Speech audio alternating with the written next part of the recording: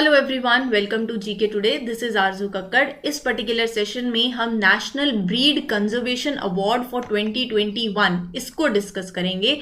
अब ये basically award it has been bagged by all India coordinated research project on poultry breeding Mannuthy which carried under the Kerala veterinary and animal science university. काफी कुछ है इसके बारे में, जब सेशन को आगे लूंगी तो आपको और अच्छे से समझ आएगा। तो बेसिकली एक प्रेस्टिजियस अवार्ड है from Indian council of agriculture research और national bureau of animal genetic resources.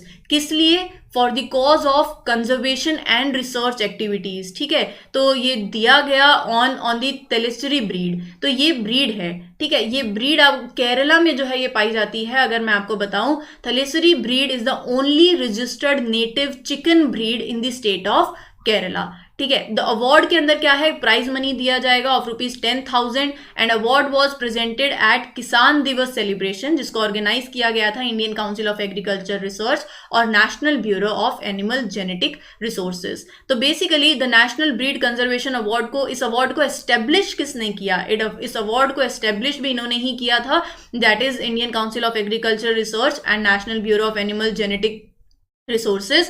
And basically purpose क्या था इस अवार्ड का? इस अवार्ड को एस्टेब्लिश किया गया फॉर दिस प्रोजेक्ट्स जो कंट्रीब्यूट करते हैं towards conservation and improvement of Indian breeds of domestic poultry and live stock. तो इसीलिए ये अवार्ड जो है वो दिया जाता है।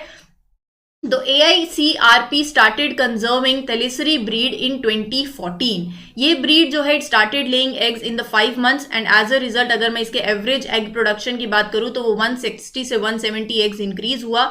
AICRP also started genetic characterization of Thalassary breed. It played an important role in the recognition of breed. अब हम ना थोड़ा सा इस Thalassary चिकन ब्रीड के बारे में जानते हैं। ये जो ब्रीड है ऑफ चिकन की, it derives its name from the name of place in Kerala, जिसको थलेसरी के नाम से भी जाना जाता है इन कन्नौर डिस्ट्रिक्ट। तो ब्रीड मेनली आपको कोझिकोडे डिस्ट्रिक्ट के अंदर कन्नौर में और मलापुरम डिस्ट्रिक्ट यहाँ पर देखने को मिलेगी और इसे मेनली रियर किया जाता है फॉर मीट।